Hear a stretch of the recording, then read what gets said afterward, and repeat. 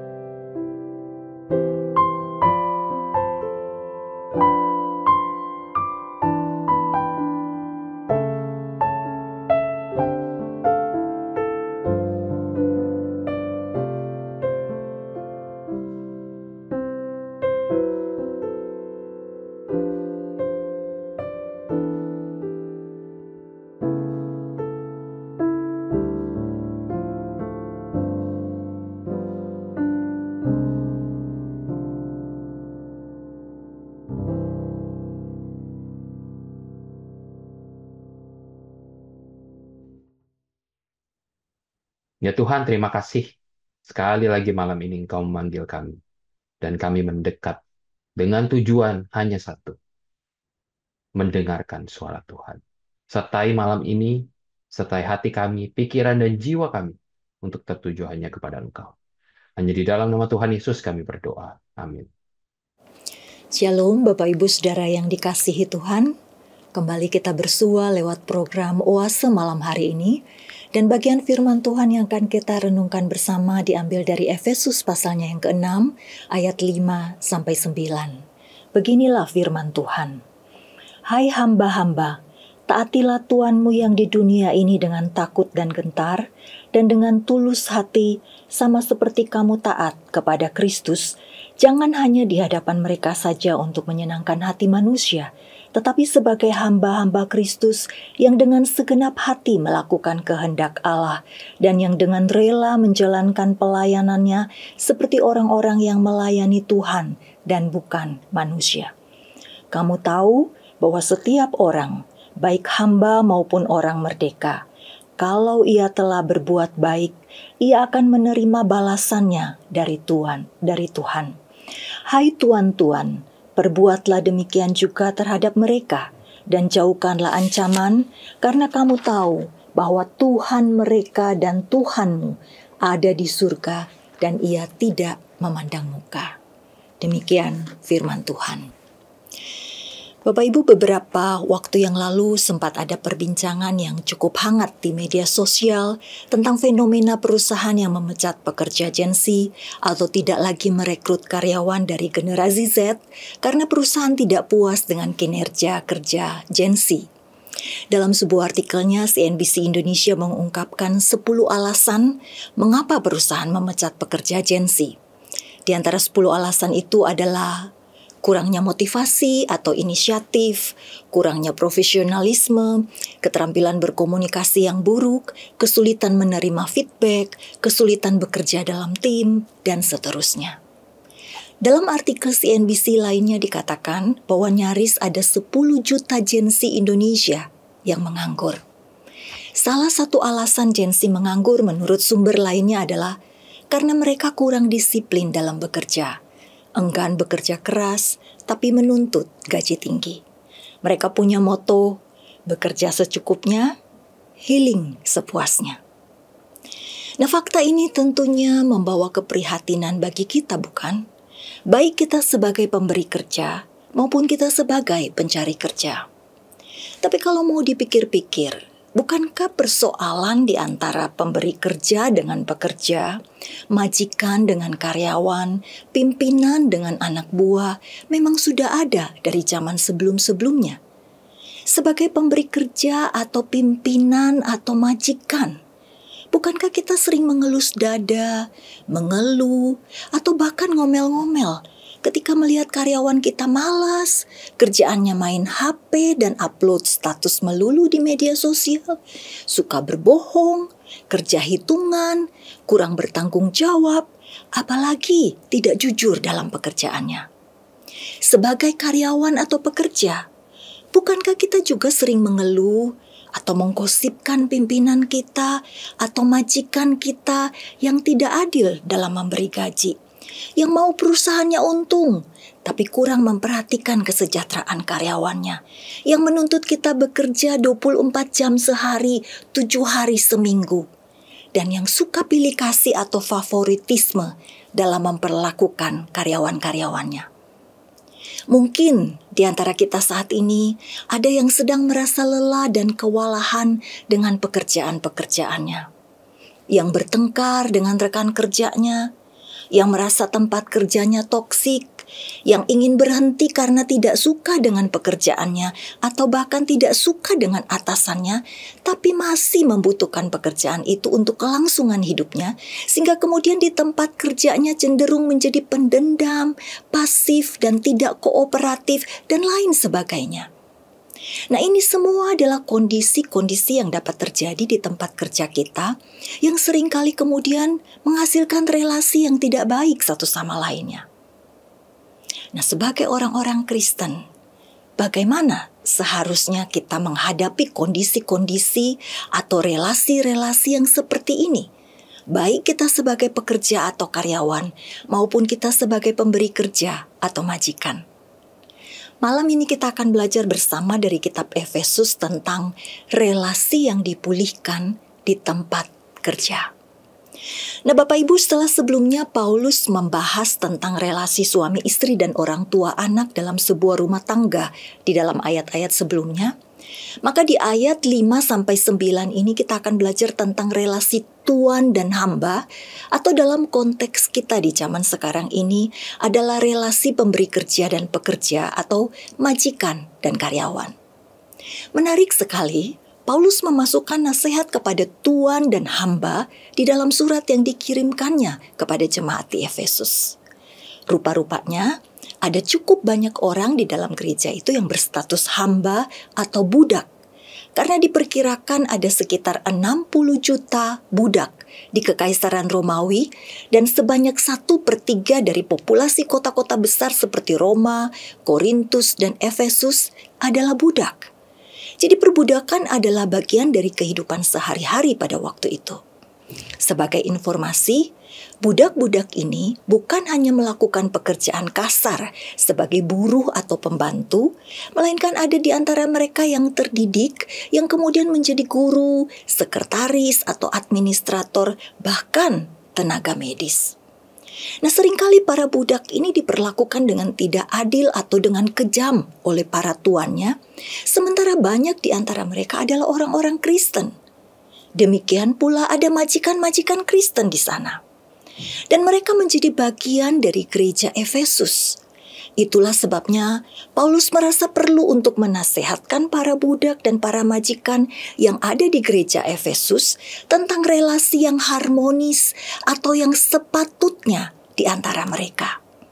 Nah, dari pasal 6 ayat 5-9 yang sudah kita baca tadi, saya melihat setidaknya ada 4 poin pembahasan yang perlu kita renung-renungkan untuk dapat membantu kita memulihkan relasi di tempat kerja kita.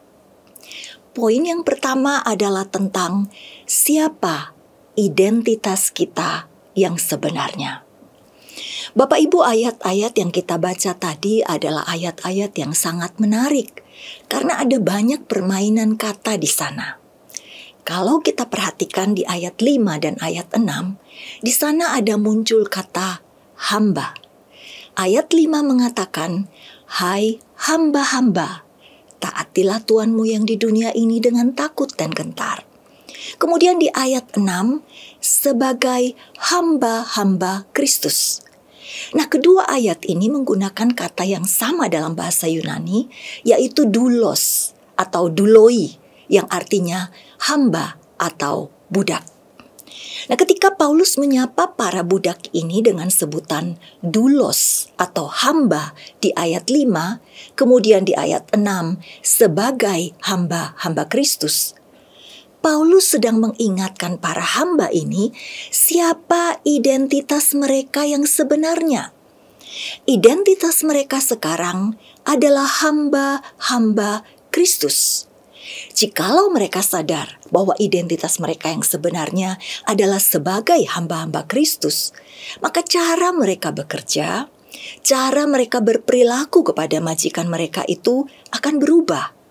Itulah sebabnya Paulus menyuruh mereka untuk taat kepada Tuhan mereka yang di dunia ini, sama seperti mereka taat kepada Kristus.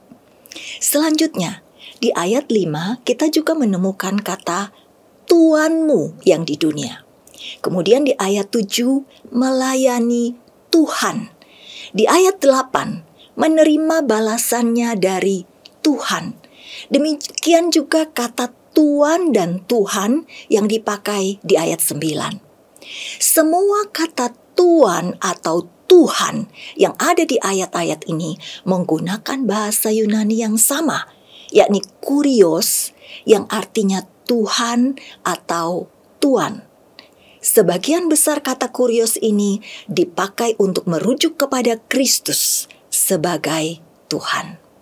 Jadi ketika Paulus menggunakan kata Tuhan mereka dan Tuhanmu dalam nasihatnya kepada para majikan di ayat 9, maka di sana Paulus juga sedang mengingatkan kepada para majikan bahwa identitas mereka pun adalah hamba-hamba Kristus. Karena mereka punya Tuhan yang sama atau majikan yang sama dengan para budak mereka, yakni Yesus Kristus, Tuhan yang ada di surga. Nah, jikalau para majikan ini sadar siapa identitas mereka yang sebenarnya, bahwa mereka pun adalah hamba-hamba Kristus, maka mereka juga akan berubah cara berperilakunya.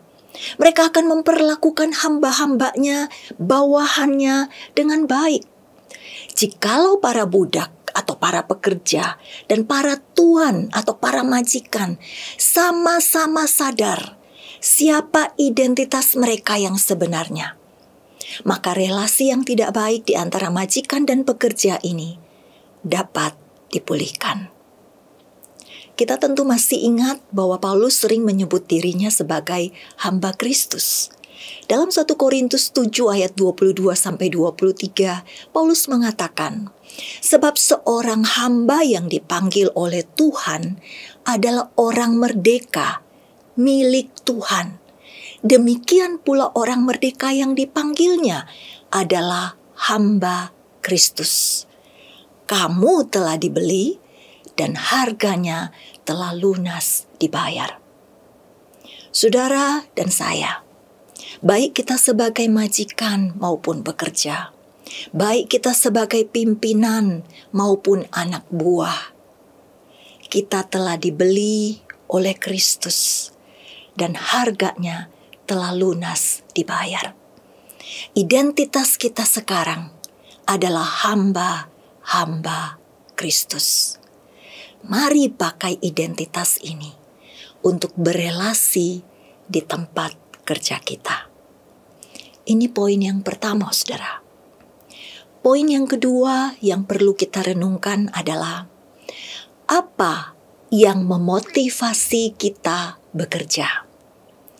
Saudara, jikalau kita sadar bahwa kita adalah hamba-hamba Kristus, maka motivasi kita untuk bekerja tentunya adalah untuk melayani Kristus. Karena Dialah Tuhan atau Tuan atas hidup kita, sehingga segala sesuatu yang kita kerjakan harusnya kita kerjakan untuk Tuhan. Inilah pesan Paulus di sini. Dan hal ini terlihat jelas dari kata yang dipakai Paulus secara berulang-ulang dalam ayat-ayat ini. Paulus menggunakan kata os dalam bahasa Yunani atau es dalam bahasa Inggris yang biasanya diterjemahkan seperti atau sebagai dalam bahasa Indonesianya sebanyak 4 kali. 3 kali di antaranya dipakai untuk merujuk kepada Kristus sebagai Tuhan. Perhatikan di ayat 5 dikatakan, seperti kamu taat kepada Kristus. Kemudian di ayat 6, sebagai hamba-hamba Kristus. Dan di ayat 7, seperti orang-orang yang melayani Tuhan. Jadi ketika kita mengerjakan sesuatu, baik kita sebagai pekerja atau karyawan, maupun kita sebagai majikan atau pimpinan, kita harus melakukannya dengan motivasi untuk melayani Kristus. Kesadaran bahwa kita sedang melayani Kristus ini akan membawa perubahan dalam cara kita bekerja, atau cara kita berperilaku, atau cara kita memperlakukan orang di tempat kerja kita. Kent Hughes mengatakan, setiap orang Kristen mempunyai kewajiban untuk menjadi wajah Kristus dalam dunia kerja. Sementara Kara Martin dalam bukunya yang berjudul Workship mengatakan bahwa akar kata Ibrani untuk bekerja adalah juga akar kata untuk melayani, khususnya melayani Tuhan dalam bentuk penyembahan. Kara Martin percaya bahwa kedua aktivitas ini, yakni bekerja dan melayani sebagai penyembahan, harus diintegrasikan. Menurutnya, pekerjaan itu harus dilakukan dengan cara-cara melayani Tuhan. Saudara, mari kita mengevaluasi dan mengoreksi motivasi kita dalam bekerja. Adakah motivasi kita bekerja adalah untuk melayani Kristus atau melayani manusia? Poin pembahasan ketiga yang perlu kita renungkan adalah siapa yang ingin kita senangkan. Bapak Ibu, buku Workship karangan Kara Martin adalah sebuah buku yang baik dalam membahas tentang memuliakan Tuhan melalui pekerjaan. Dalam bukunya, Kara Martin menceritakan tentang percakapannya dengan seorang manajer keuangan yang menjalankan perusahaannya sendiri. Manajer ini adalah seorang Kristen yang sudah mencapai kesuksesan besar dalam industri yang sulit. Perusahaannya kebanyakan terdiri dari orang-orang non-Kristen. Tapi manajer ini mengatakan bahwa ia berdoa secara teratur dalam pengambilan keputusan-keputusan besarnya. Dan ia melihat kesuksesannya itu sebagai berkat Tuhan. Ia juga memakai kekayaannya untuk memberkati orang-orang di dalam pelayanan-pelayanan dan lembaga-lembaga Kristen.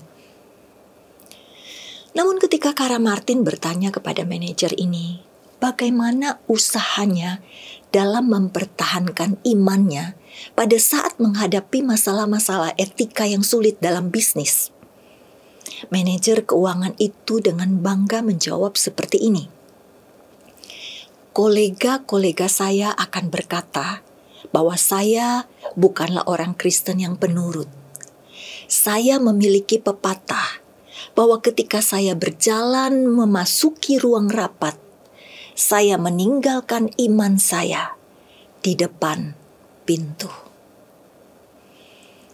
Kara Martin mengatakan bahwa ini adalah contoh praktek dualisme. Sebuah praktek yang memisahkan iman dan pekerjaan. Dan ini adalah hal yang berbahaya. Bahayanya adalah kita bisa menganggap bahwa pekerjaan kita itu tidak penting bagi Tuhan. Kita bisa menganggap bahwa Tuhan hanya peduli pada pekerjaan-pekerjaan rohani, seperti misalnya melakukan pekerjaan misi atau pelayanan di gereja, sementara pekerjaan yang kita lakukan di tempat kerja kita tidak berhubungan dengan Tuhan. Praktek ini adalah keliru, saudara.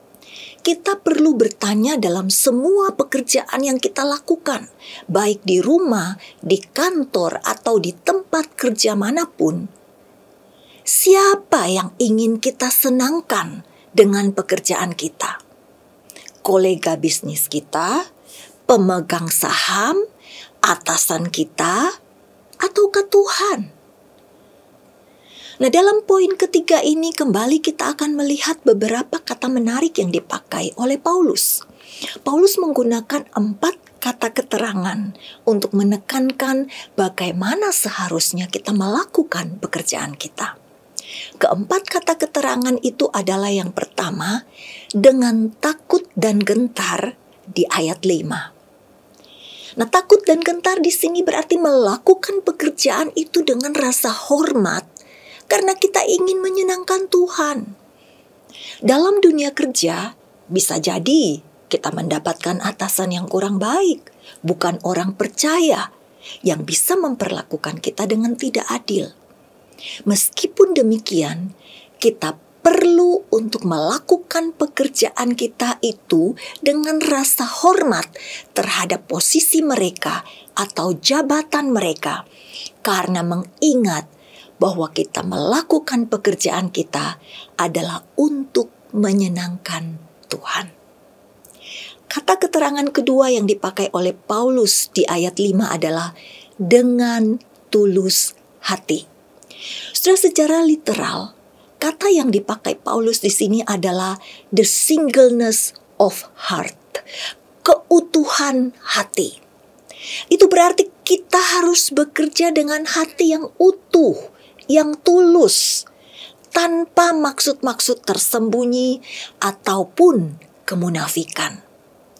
Kunci keutuhan hati atau ketulusan dalam bekerja ini adalah berfokus pada Kristus. Bahwa kita melakukan pekerjaan kita karena kita ingin menyenangkan Kristus, bukan karena tujuan-tujuan lainnya atau karena pura-pura tulus. Nah, kata keterangan ketiga yang dipakai oleh Paulus adalah dengan segenap hati di ayat 9. Surah ini berarti bekerja dengan sungguh-sungguh, bertekun dan rajin, bukan hanya ketika sedang diawasi atau ketika majikannya ada, melainkan ketika majikannya tidak ada pun, kita tetap melakukan pekerjaan itu dengan sungguh-sungguh, dengan segenap hati, karena kita tahu kita sedang bekerja untuk Tuhan dan kita mau menyenangkan Tuhan, bukan hanya mau menyenangkan majikan kita. Kita pasti masih ingat cerita Tuhan Yesus dalam Matius pasal yang ke-25 tentang hamba-hamba yang diberi 5, 2, dan 1 talenta. yang diberi 5 dan 2 talenta melakukan pekerjaannya meskipun sang majikan sedang tidak ada di tempat. Sementara yang diberi 1 talenta, ia tidak mengerjakan talentanya. Saudara, Tuhan tidak suka kemalasan. Tidak ada yang namanya hamba yang malas dan setia. Itulah sebabnya Tuhan menyebutnya hamba yang jahat dan malas. Nah, jika kita ingin menyenangkan Tuhan, maka kita harus mengerjakan pekerjaan kita dengan segenap hati. Kata keterangan keempat yang dipakai oleh Paulus di ayat 7 adalah dengan rela. Saudara, dengan rela di sini berarti melakukan pekerjaan itu dengan senang hati, bukan bersungut-sungut. Jikalau kita ingin menyenangkan Tuhan lewat pekerjaan kita, maka kita harus melakukan pekerjaan kita itu dengan rela atau dengan senang hati. Jangan dengan terpaksa atau cembetut-cembetut atau melayani dengan ketus-ketus, kasar-kasar. Lakukanlah pekerjaan dengan rela dan senang hati, terutama karena tahu bahwa Tuhan akan memberikan balasan atau pahala bagi setiap kita yang melakukannya untuk menyenangkan Tuhan. Saudara, siapa yang ingin kita senangkan dalam pekerjaan kita? Nah, poin keempat dan terakhir yang perlu kita renung-renungkan adalah bagaimana kita menggunakan kekuasaan. Sudah beberapa waktu lalu, saya sempat melihat sebuah video yang muncul dari Tribun News yang menceritakan tentang seorang pria yang bertemu mantan bosnya yang sedang berjualan kanebo di lampu merah. Pria ini kemudian memborong semua jualan mantan bosnya itu karena kasihan. Nah, benarlah kata pepatah, seperti bumi yang berputar, kita tidak tahu nasib orang. Hari ini bisa menjadi pemimpin atau majikan, tapi besok bisa menjadi bawahan atau karyawan. Karena itu selagi kita dipercayakan menjadi pemimpin atau majikan, kita perlu menggunakan kekuasaan kita sesuai dengan ajaran firman Tuhan. Dalam ayat 9, Paulus mengingatkan para majikan bahwa mereka itu mempunyai majikan juga di atas mereka. Majikan yang ada di surga, yakni Tuhan yang suatu hari kelak akan menghakimi semua orang tanpa memandang muka atau pilih kasih. Pada hari itu, jabatan sebagai pemimpin atau kedudukan duniawi apapun tidak akan relevan lagi. Nah, jikalau kita sadar bahwa Tuhan kelak akan menghakimi kita, maka ketika kita menjadi majikan atau pemimpin, kita perlu menggunakan kekuasaan kita dengan hati-hati, dengan adil, dengan bertanggung jawab, dan bukannya dipakai semena-mena untuk menindas orang lain. N.T. Wright dalam bukunya berjudul Surprised by Hope mengatakan bahwa keselamatan bukan hanya hal yang terjadi setelah kita mati, tetapi yang sudah mempengaruhi hidup kita dari sekarang. Keselamatan adalah tentang yang Allah lakukan melalui kita, bukan hanya di dalam atau untuk kita. Sementara Udo Middleman dalam God and Man at Work mengatakan, setiap kita memiliki dampak yang menggema dalam kekekalan. Nah, ketika kita diberi kekuasaan, bagaimana kita menggunakannya? Adakah kita menggunakannya dengan mengingat dampak-dampak kekekalannya? Ataukah kita menggunakannya semau-maunya kita, sewenang-wenangnya kita? Kiranya Tuhan menolong kita untuk merenung-renungkan 4 poin dari firman Tuhan hari ini yang dapat membantu kita memulihkan relasi di tempat kerja kita.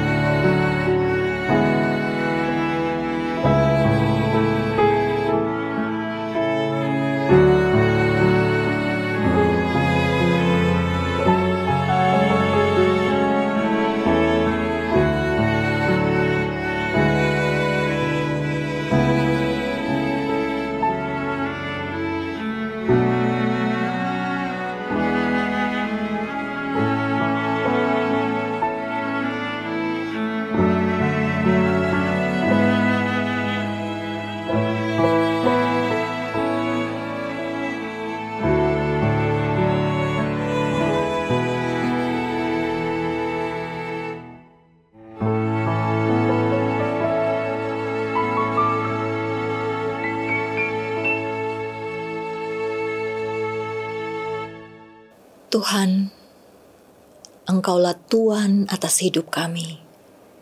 Dan suatu hari kelak, Engkau akan meminta pertanggungjawaban kami atas apa yang kami kerjakan selama di bumi.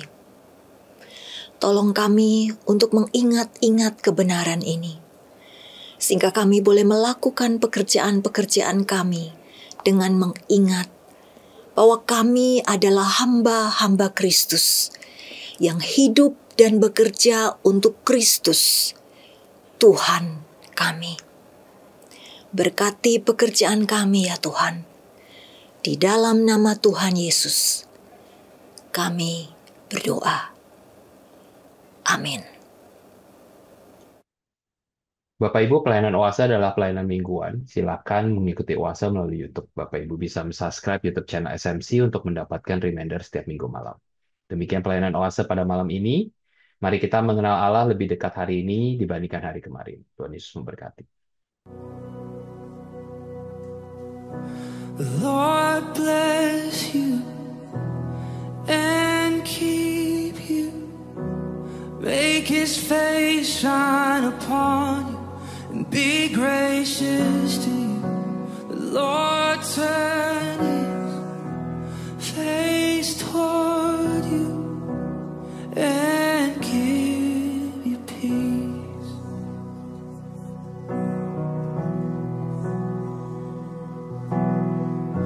The Lord bless you and keep you.